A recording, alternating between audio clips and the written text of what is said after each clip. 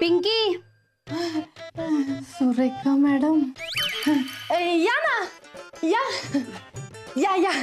तशी मला काही गरज नाहीये पार्लर मध्ये यायची, पण आता तू बोलवतीयस ना म्हणून मी येते.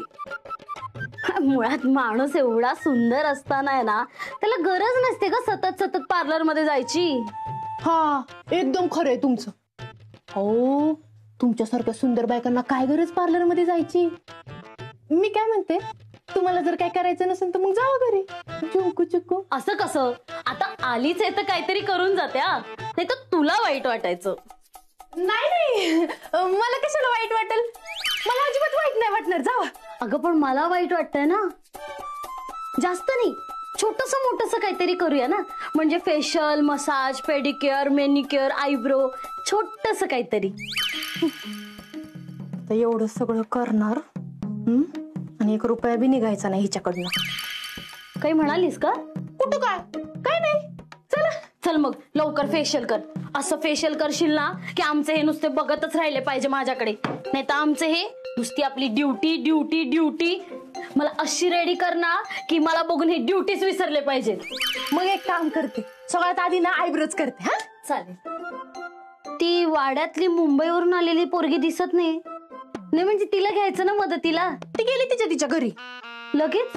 हा, अहो गेली ते बरं झालं, डॉक्टरांच्या माग लागली होती. आमच्या यांच्या पण मागे लागली ती. काय, जामकर साहेबांच्या मागे लागली? हो. चुकू चुकू.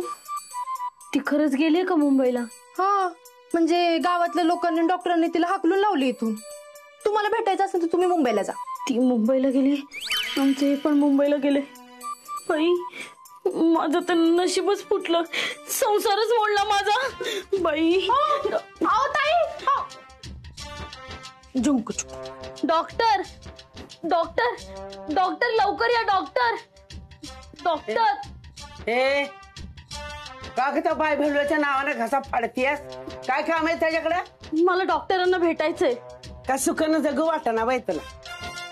अगं त्याच्यापासून लांब राहशील ना, त्यातच भलं आहे तुझं. अहो काय बोलताय, देव माणूस आहेत ते, तेच माझा संसार वाचवू शकतील. लोकांचा संसार रस्त्यावर आणले तर मुडद्यानं झाली तरकट त्याची. तुला जर तुझा संसार टिकवायचा असेल ना तर त्याच्या नादाला लागू नकोस अजिबात. जर लागलं दार त्याचं मोड बसवलं भिताडा संघ. काय झालं डॉक्टराचं, बाजूला का बोलवलं? त्यांच्या बोलण्याकडे लक्ष देऊ नका. मला सांगा, तुम्ही आता इथे काय करताय? अहो ती मुंबईची पोरगी तुमच्या मागे लागलेली. हा, तिचं काय? ती आमच्या ह्यांच्या पण मागे लागली. हो काय, ती जामकर साहेबांच्या मागे लागली? हो ना, आम्ही स्वतःच्या डोळ्याने बघितले. त्यांनीच तिला इथे मुंबईवरून आणले, गुपचूप भेटायचे सुद्धा तिला. डॉक्टर, मला पण ना तुम्ही माझ्या नवऱ्यापासून त्या सटवीला लांब ठेवायचा उपाय सांगा ना डॉक्टर. प्लीज माझी मदत करा ना डॉक्टर. हिचा गैरसमज आणखीन वाढवत जामकरच्या डोक्याला ताप कसा होईल याचा विचार केला पाहिजे, म्हणजे माझ्यावर लक्ष द्यायला त्याला वेळ मिळणार नाही. डॉक्टर, मला काय उपाय सांगायचा याचा विचार करताय का तुम्ही? हो, मी ते तोच विचार करत होता. आता कंगणी बाबांशी बोललो, पण लगेच काही उपाय मिळत नाहीयेत. मला सांग, आता जामकर साहेब नक्की कुठे? कुठे असणार, मुंबईला गेलेत. मी सांगते ना, त्या पोरीलाच भेटायला गेले असणार. हरकत नाही, तुम्ही काळजी करू नका, मी उपाय शोधून ठेवतो. या.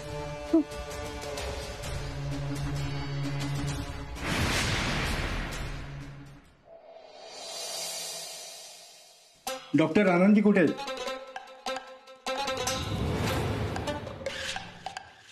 चुकीचं वागला तुम्ही फार. मला न सांगता निघून. सर, तिथे थांबूनही काय करणार होते मी? तो माझा अजित नाही. माझ्या सगळ्या आशा अपेक्षा सगळ्या धुळीला मिळाल्या. हो सर, हे अपेक्षा भंगाचं ओझं फार मोठं असतं सर, तुम्हाला नाही कळत. टॅलेंट आहे तुमच्यामध्ये, मोठं टॅलेंट आहे तुमच्यात. त्या टॅलेंटची दाद दिली पाहिजे. हे नुसत्या हँडरायटिंग वरून तुम्ही ओळखलं की हा तुमचा अजित नाहीये म्हणून. नाही सर, फक्त हँडरायटिंग वरून नाही सांगत आहे मी. त्याचा स्पर्शही मला परका वाटला. अहो, त्याच्या डोळ्यात मला ओळखीची खूनही दिसत नव्हती. मग तुम्हाला हे सिद्ध करावं लागेल की हा तुमचा अजित नाहीये म्हणून. आणि बघा असंही होऊ शकतं की गावाकडच्या अजितने तुमच्या अजितला काही दगाफटका केला असेल. कुठलीही शक्यता नाकारता येत नाही ना. म्हणून तुम्हाला पुरावे द्यावे लागतील की तो अजित तुमचा अजित नाहीये म्हणून. ठीक आहे सर, आता तर पुरावे शोधावेच लागतील. मी तुम्हाला सिद्ध करून दाखवेल की हा माझा अजित नाही. आणि हो, जर का माझ्या अजितला त्या गावच्या डॉक्टरने काही केलं असेल ना, तर मात्र मी त्याला सोडणार नाही. पण ह्या सगळ्यासाठी सर मला तुमची मदत लागेल.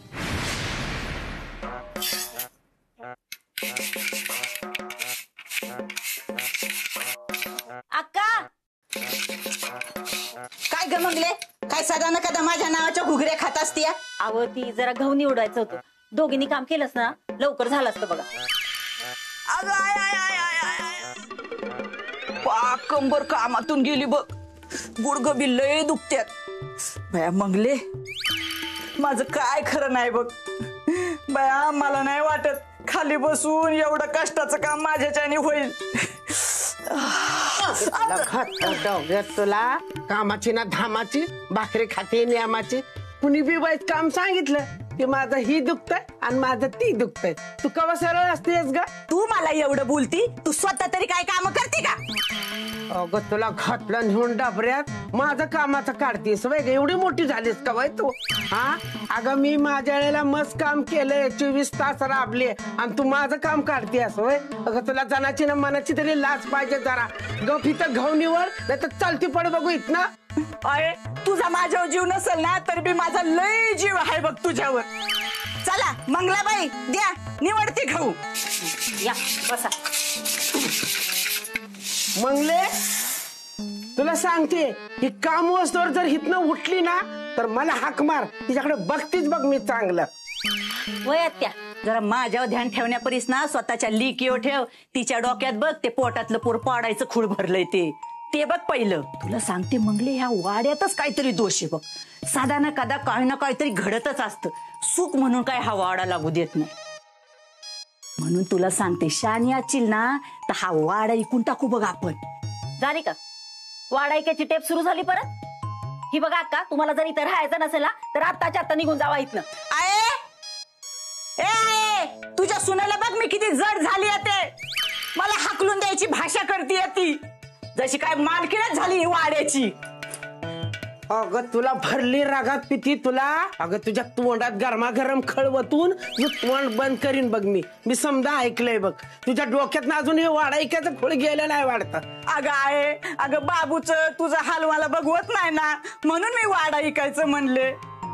बाय तुला माहितीये ना, एवढीशा एका पैशाची सुद्धा मला हाव नाही. अगं तुला भरली रागात पिती तुला आली पटकी. तुला जेव्हा बघावं ना तेव्हा पैशाचा विचार करत असते. पैशाशिवाय दुसरा विषय नाही. आणि पैशाचा इतका हाव आहे म्हणे मला पैशाचा हाव नाही. डबरा भरला तुझा लवकर.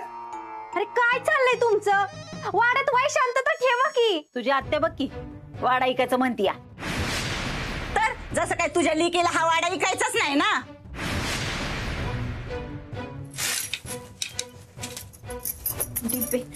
डिंपे मला वचन दे, माझी शपथ घे, वाडा ऐकायचं मनात आणणार नाहीस.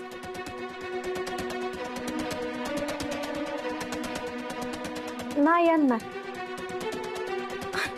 आणि पोटातल्या बाळाचा बी कुठला वाईट वंगा विचार करणार नाहीस. नाही करणार. तुझ्याकडनं हीच अपेक्षा होती बघ. माझ्या मनावरचं लई मोठं वजन हलकं केलेस. माझ्या पण डॉक्टरांकडनं काही अपेक्षा आहे ती, आणि त्या पूर्ण होईनात. कसं सांगू तुला? ठीक आहे, मी आराम करते, पण आता वाय शांतता ठेवा आणि दिलेलं काम करा. नुसतं फुकट खायला पाहिजे.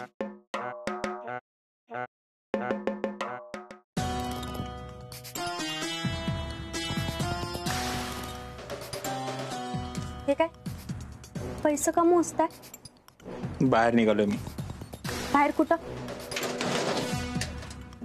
फुलचंदचा पत्ता लागलाय. काय? आणि तुम्हाला कसं समजलं? जामकरची बायको तिने सांगितलं मला जामकर आनंदीला भेटायला मुंबईला जातो आणि आनंदी माझ्या भावाच्या हॉस्पिटलमध्ये काम करते. याचा अर्थ फुलचंदही तिथेच असणार. हा मग आणि तिथं जाऊन तुम्ही काय करणार आहे? काय करणार म्हणजे आतापर्यंत इतर माणसांचं काय केलंय मी? तो जामकर नक्कीच त्याला बरं करण्याच्या मागे असणार आणि तो जर का बरा झाला तर आपण नाही वाचणार. म्हणून मी त्याला मारायला निघालो. बाजूला हो. तुमचं काय चाललंय तुम्हाला तरी कळतंय का डॉक्टर? किड्या मुंग्या मारल्यासारखं माणसं मार सुटलाय तुम्ही. अहो त्या फुलचंदला बोलता पण येईना ना हालचाल करता येत नाही. असं पण तो मेल्यात जमाय. तरी पण का मारताय त्याला? त्याला तरी सोडा ना. त्याला आज बोलता येत नाही. उद्याचं काय? उद्या बघते डॉक्टर. आपल्या होणाऱ्या बाळ डिंपल बाद झालं. बाळाचा विषय नकोय. तर फुलचंद जर वाचला तर आपण दोघेही जेलमध्ये असू. तुझ्या बाळाला जेलमध्ये वाढवावं लागेल. चालेल तुला? नाही ना? हो बाजूला.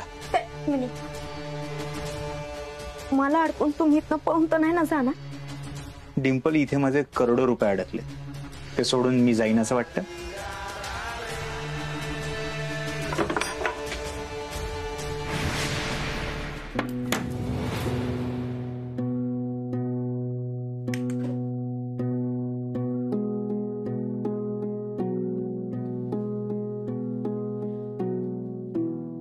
किती वर्षानंतर आले मी इथे.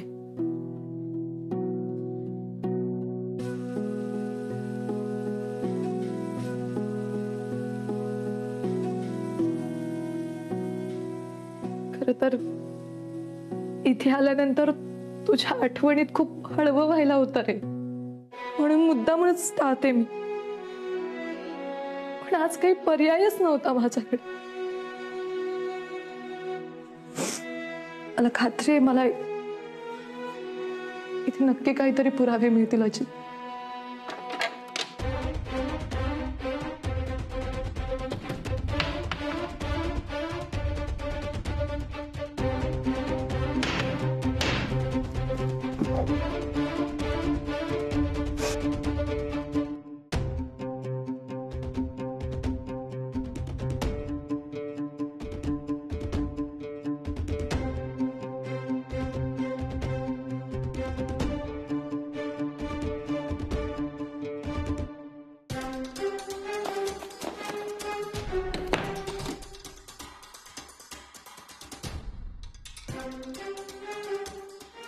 आनंदी,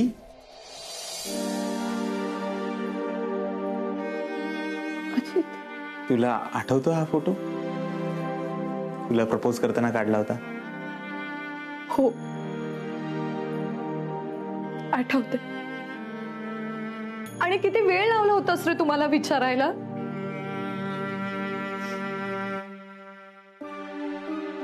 किती दिवसानंतर आपण असं एकत्र भेटतोय.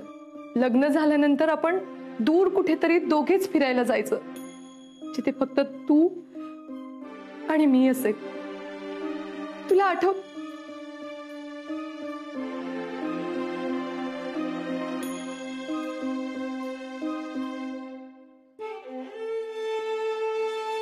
अची,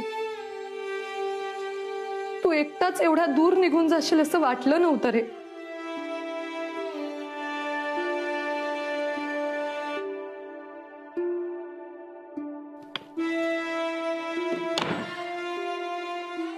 इथे माझ्या कामाचं काहीच सापडत नाहीये.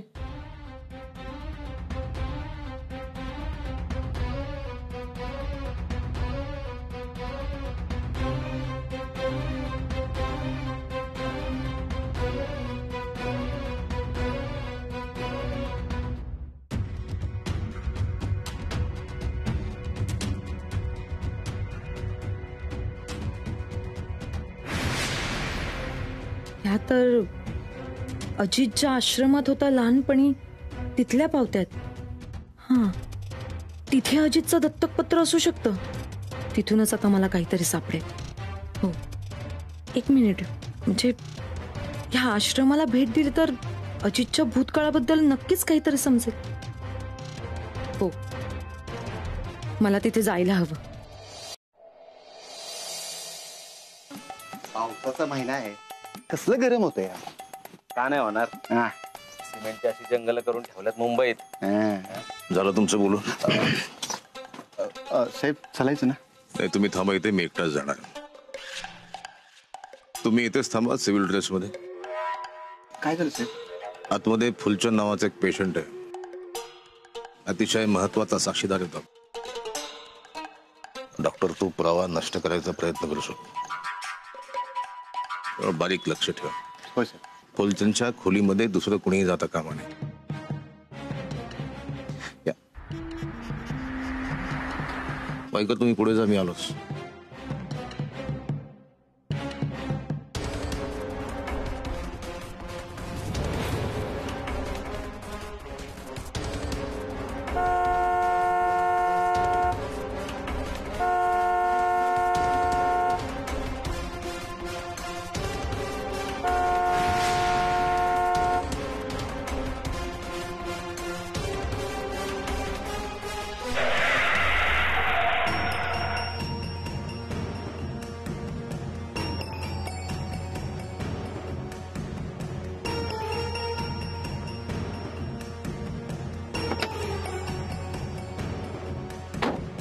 अहो हे काय करताय तुम्ही? मी कधीपासून हॉर्न वाजवते आणि तरीही तुम्ही असं रस्त्यात उभेच आहात. सर तुमच्या जीवाला काही झालं असतं तर? जीवाची एवढी भीती असती तर पोलिसात भरती झालो नसतो मी. गाडीवर आहे की नाही माहित नाही, पण तुमच्यावर, तुमच्या ड्रायव्हिंग स्किलवर पूर्ण विश्वास आहे माझा. हाच अतिविश्वास खूप महागात पडतो सर कधी कधी. मीही तुमच्यावरती विश्वास ठेवून आले होते ना गावी अजितला भेटायला. काय झालं त्याचं सर? शेवटी माझाही अपेक्षाभंग झालाच ना सर. तो माझा अजित नाहीये. इतक्या वेगात तुम्ही कुठे निघालात? मी तुम्हाला शब्द दिलाय ना की तो माझा अजित नाहीये हे सिद्ध करेन. त्याचेच पुरावे गोळा करायला चालले मी एका अनाथ आश्रमात. तिथे गेल्यावरती बऱ्याच गोष्टींचा उलगडा होईल. तुम्ही चला सर. चिमणाबाईला न्याय काय मिळेना.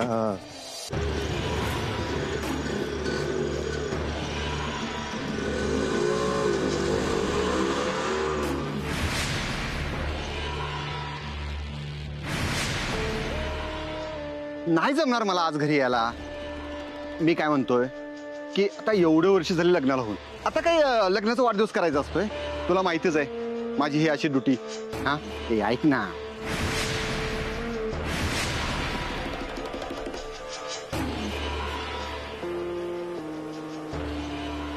ए बायको बायको बायको, आता तुझ्या पाया पडू का मी? हा कधीतरी विश्वास ठेव माझ्यावरती. हा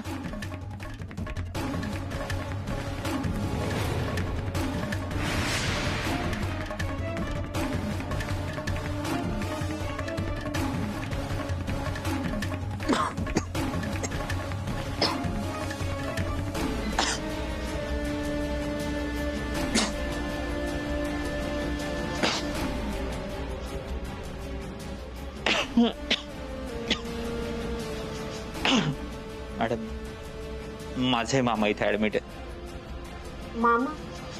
हा, फुलचंद मामा इथेच ऍडमिट आहेत ना याच हॉस्पिटलला. फुलचंद?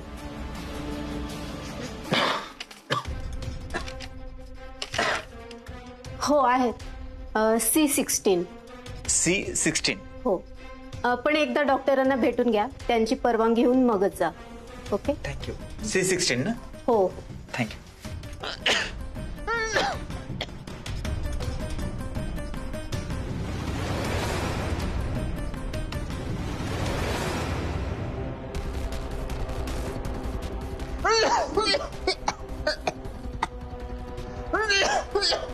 सावकाश दादा.